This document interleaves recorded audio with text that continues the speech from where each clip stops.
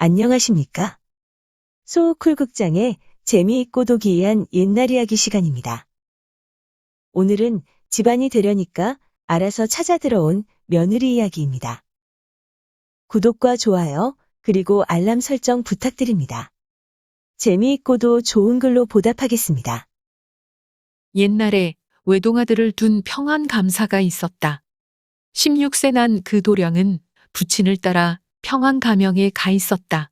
그곳에는 마침 도령과 동갑인 한 기생이 있었는데 매우 아름다웠을 뿐 아니라 슬기롭기까지 하였다. 두 청춘은 함께 논일며 가까이 지내다가 서로 눈이 맞았는데 마침내 사랑하는 마음이 산처럼 쌓이게 되었다. 그랬는데 이 일을 어쩌나. 임기를 마친 감사가 한양으로 돌아가야만 했다. 감사는 아들이 그 기생 두고 가는 것을 어려워하면 어쩌나 하고 걱정이 돼서 물었다. 너는 아무개 기생과 정을 끊고 헤어질 수 있겠느냐? 관아에 딸린 기생과 헤어지는 것이고 한때 좋아했던 여인일 뿐입니다. 부친이 듣고 싶어하는 대답을 한 아들의 말을 고집이 든 감사는 매우 다행하게 여겼다. 도령은 한양으로 돌아가자 동무 몇 명과 더불어 과거 시험 준비를 산사에서 본격적으로 하게 되었다. 어느 겨울날 깊은 밤이었다. 눈이 그치자 달빛이 환하게 도령을 비추었다. 호련, 평양에 두고 온 기생이 마음에 걸리더니 아무도 모르게 꼭꼭 숨겨두었던 그리운 정이 샘물처럼 솟아났다. 사흘밤 낮을 고민한 도령은 같이 공부하던 동무들에게도 알리지 않은 채 입은 옷 그대로 눈길을 나섰다. 끼니를 거르는 것은 다반사고 집신 쉬는 발에 물집이 잡혀 터지는 등 온갖 고생 끝에 간신히 평양에 이르렀다. 곧장 집을 찾아가 그녀가 어디에 있느냐고 물었더니 기생어미는 냉담한 기색으로 말하였다. 도련님께서는 무엇하러 천리나 되는 먼 길을 오셨습니까? 자네 딸이 그리워서 온갖 죽을 고비를 무릅쓰고 왔다네. 자네 딸을 보게 해주게나. 그 아이는 지금 새로 부임하신 사또자제분의 수청을 드는 기생이 되었는데 밤낮으로 꼼짝 못하게 지켜서 한 걸음도 나가지 못하게 한답니다.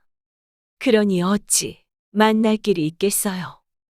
도련님이 먼 길을 오신 것은 너무도 생각이 없으셨네요.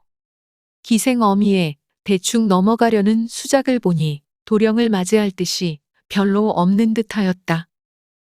생각 끝에 도령은 전에 이방으로 있던 사람의 집으로 달려갔다. 그는 일찍이 도령의 부친이 재직할 때 모함을 당해 큰 벌을 받을 뻔했는데 도령의 도움으로 풀려난 사람이었다.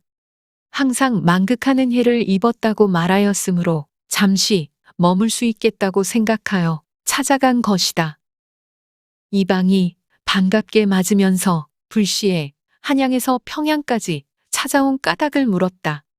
도령은 그 까닭을 모두 말하고 그 기생을 만날 수 있는 계책을 가르쳐달라고 청하였다.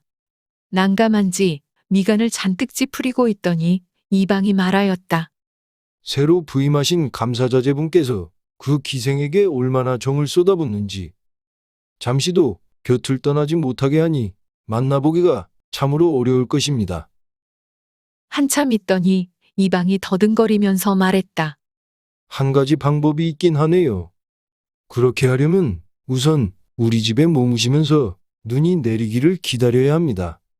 감사자제분이 가명에서 책방소임을 보고 있습니다. 그러니 이곳 백성들이 관아뜰하게 눈쓰는 일을 할 때 끼어서 쌀이비를 들고 책방이 있는 방문 앞으로 가시면 아마 보실 수 있을지도 모르겠습니다. 이방의 말을 듣고 그 집에 머문 지 며칠 만에 과연 눈이 내려 쌓였다. 이방은 떨어진 옷차림에 쌀이비를 들려서 책방 앞에 눈쓰는 무리에 도령을 끼워 넣었다. 도령은 손에는 비를 들고 쓸면서 눈으로는 책방 방문 앞을 살폈다. 그 기생이 방문 앞에 걸터 앉아 눈쓰는 모습을 구경하다가 보니 바로 예전의 도련님이 비를 들고 있었다. 그녀는 즉시 고개를 움츠리며 몸을 숨겼다. 도령이 눈슬기를 마치고 거처로 돌아가자 이방이 물었다. 그녀의 얼굴을 보셨는지요? 보기는 보았네만 기가 막혔네. 방문에 기대 있다가 내 얼굴을 보더니만 몸을 돌려 숨어버리더군. 산과 바다처럼 쌓인 정과 맹세가 세력에 따라 취하고 버리는 것으로 변해 이 지경에 이르렀네. 도령은 장탄식하며 자신이 먼 길을 온 것이 헛수고였다고 비로소 후회하였다. 날은 이미 저물었는데 애달픈 모습으로 얼굴을 가린 채 기생이 울고 있는 것을 보고 감사의 아들이 그 연유를 물었다. 저의 아비는 생전에 저를 끔찍이 사랑해 주었는데 일찍 세상을 버렸지요. 큰 눈이 올 때마다 저는 곧장 아비의 무덤에 가서 손으로 눈을 쓸며 약간이나마 추모하는 정을 펼치곤 했답니다. 지금은 도련님을 모시다 보니 관아에 매인 처지라 함부로 가서 눈을 쓸 수 없게 되었어요. 차갑디 차가운 눈이 죽은 아비의 얼굴을 덮는다고 생각하니 간장이 찢어지는 듯하여 울고 있었습니다. 감사의 아들이 방자에게 가서 쓸고 오라고 명령하마. 하자 관아에서 명령하면 방자가 가긴 가겠지요. 눈으로 길이 막힌 가운데 천안기생을 위해 맡은 일이 고역이라 필시 죽은 아비에게 욕이 돌아갈 터이니 차라리 쓸지 않는 것이 나을 것입니다. 그러면서 울기를 그치지 않았다. 감사의 아들은 그 모습이 가여워서 잠깐 다녀오라고 허락하였다. 그녀는 집에 이르러 모친에게 물었다. 전임 사또 도련님께서 우리 집에 오셨어요? 그래. 와서 널 만나게 해달라기에 내가 어찌할 방법이 없다고 했더니 바로 나갔는데 어디로 갔는지는 모르겠다. 그녀는 어미를 질책하였다.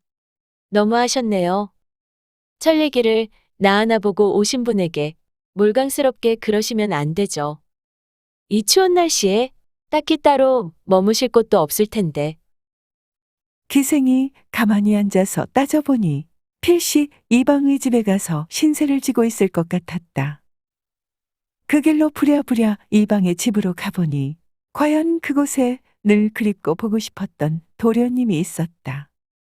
두 사람이 서로 손을 맞잡고 눈물을 흘리니 슬픔과 기쁨이 하나 가득 교차하였다.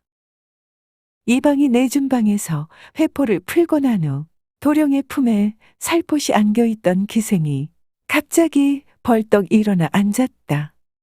입술을 꼭 다물고 턱을 높이 치켜들더니 속내를 토로하였다.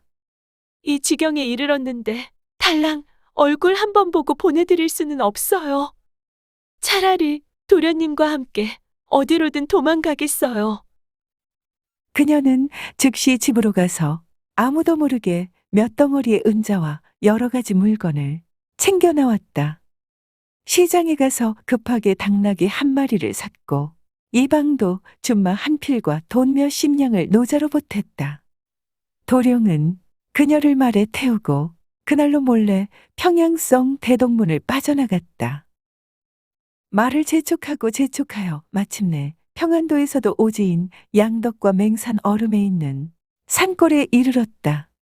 그곳에서 허름한 초가를 빌려 물 한 그릇만 떠놓고 둘이서 혼례를 치른 다음 부부가 되었는데 그때 기쁨 반 슬픔 반의 눈물을 흘리면서 새색시는 신랑에게 다짐하였다. 도련님께서는 이미 부모님을 배신하고 천안기생에게 빠져서 이 먼 두매산골까지 왔어요. 이제 부지런히 학업을 닦아 오로지 과거에 급제하는 것만이 속죄가 될 거예요. 그런 뒤에야 비로소 친가로 돌아갈 체면이 서게 될 겁니다. 입을 옷과 먹을 음식에 관한 것은 모두 제게 맡기고 남들보다 갑절 이상 공부하세요. 이게 제가 원하는 일이자 우리가 사람 구실하는 길이고 우리 부부가 살아남을 수 있는 유일한 방법이에요. 그렇게 해서 두 사람은 밤을 낮으로 여기면서 지아비는 글 공부하고 지어미는 날품을 팔고 배를 짰다. 그녀는 장이 설 때마다 날품을 팔고 배를 짜서 번 돈으로 쌀과 땔감, 채소와 생선 등을 사와서 남편을 먹이고 입혔다. 4, 5년 동안 이렇게 하니 도령의 공부가 일취월장으로 뻗어나갔다. 하루는 장에 나갔다가 과거를 실시한다는 소식을 듣고 온 아내가 응시하러 갈 것을 권하였다. 남편이 말하였다. 내가 이 적막한 곳에 당신 혼자 남겨두고 차마 어찌 헤어져 천리길을 가겠소. 아내가 입술을 악물었다. 대장부께서 큰일을 하시려면 구구한 정에 얽매여서는 안 되지요. 그녀는 말을 빌리고 노자를 마련한 다음 나를 받아 천리길 아래쪽으로 신랑을 떠나보냈다. 도령은 한양에 들어갔지만 자기 집으로는 가지 못하고 객점에 들었다. 과거 시험장에 들어가서는 그동안 공부한 것이 있어 그런지 별 어려움 없이 답안을 작성하여 제출하였다. 과거급 제자를 알리는 방문이 나붙었을 때 그의 이름은 두 번째에 있었다. 그때 임금이 이조판서를 불러들여 말하였다. 오래전에 외아들이 산사에서 호환을 당했다고 경이 말하였잖았소. 이번 과거에서 2등으로 급제한 선비가 경의 이름을 부친의 이름으로 썼는데 관직을 이조판서가 아니라 대사원이라고 썼으니 참 괴이한 일이오. 이조판서가 가슴 아파하면서 대답하였다. 신도 그 선비가 누구인지를 모르겠습니다. 신의 자식은 절에서 공부하다가 호환을 당해서 죽었습니다. 지금까지 살아있을 리가 없습니다. 임금이 말했다. 이럴 것 없이 그를 불러서 궁금증을 푸는 것이 좋겠소. 그런 다음 이조판서더러 물러가지 말고 그대로 있으라고 한 뒤 2등 급제자를 불러들였다. 비록 10년 가까운 오랜 세월 헤어져 있었다고 할지라도 부자가 만나는데 알아보지 못할 리가 있겠는가. 부자는 서로 붙들고 한바탕 통곡한 뒤 기쁨을 감추지 못하였다. 도령이 답안지에 부친의 관직을 대사원이라고 쓴 것은 그가 세상에서 사라질 때 부친의 관직이 그러했기 때문이었다. 임금이 매우 기이하게 여겨 자초지종을 물으니 도령이 대답하였다. 부친의 슬하에서 달아나 먼 시골에서 자취를 감추고 스스로 패륜화가 되었습니다. 비록 유행이 과거에 급제하여 벼슬을 하게 되었으나 신의 죄는 만번 죽어도 변하지 않습니다. 그리고는 산사에 글 공부하러 간 이후부터 과거 보러 오기 이전까지의 일을 매우 자세하게 아뢰었다. 그 이야기를 다 듣고 난 임금은 그대는 패륜화가 아니라 진정한 효자로다. 그대의 부인은 뜻과 행실이 진실로 출중하구나. 누군들 기생에게 그런 의기가 있으리라고 생각하겠느냐? 그녀는 명망 있는 선비의 아내가 되어야 마땅하다. 이 일에는 누구도 뒷담화가 있어서는 안 될 것이다. 하고는 즉시 명을 내렸다. 평안감사는 즉각 그 부인의 행장을 차리고 제일 좋은 가마를 태워서는 이조판서 댁으로 올려보내라. 도령이 곧장 본가로 돌아가니 죽었던 사람이 되살아나 방금 만난 데다가 이미 온 집안을 영예롭게 하였으므로 우리와 같은 환성이 터져나왔다. 들어주셔서 고맙습니다. 용어 풀어 올리겠습니다. 도량은 도장이라 적고 도량이라 있습니다. 불도를 수행하는 절이나 승려들이 모인 곳을 말합니다. 다반사는 차를 마시고 밥을 먹는 일이라는 뜻으로 보통 있는 예사로운 일을 이르는 말입니다. 책방은 예전에 고을원의 비서 일을 맡아보던 사람입니다. 관제에는 없는데 사사로이 임용하였습니다. 여기서는 평안감사 자제의 직책을 말합니다.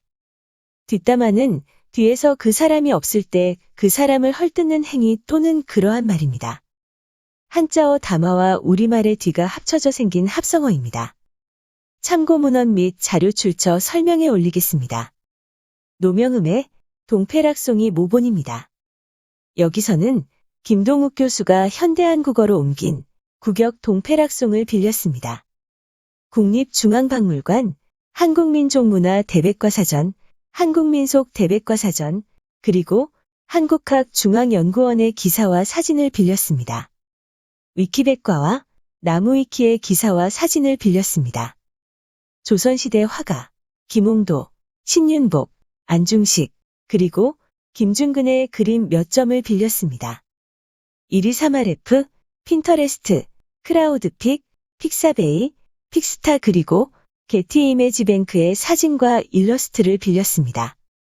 소우쿨 극장은 일주일에 3번, 매주 화요일, 목요일 그리고 토요일 오전 10시 전후에 이야기를 올립니다. 고맙습니다. 다음에 만날 때까지 안녕히 계셔요.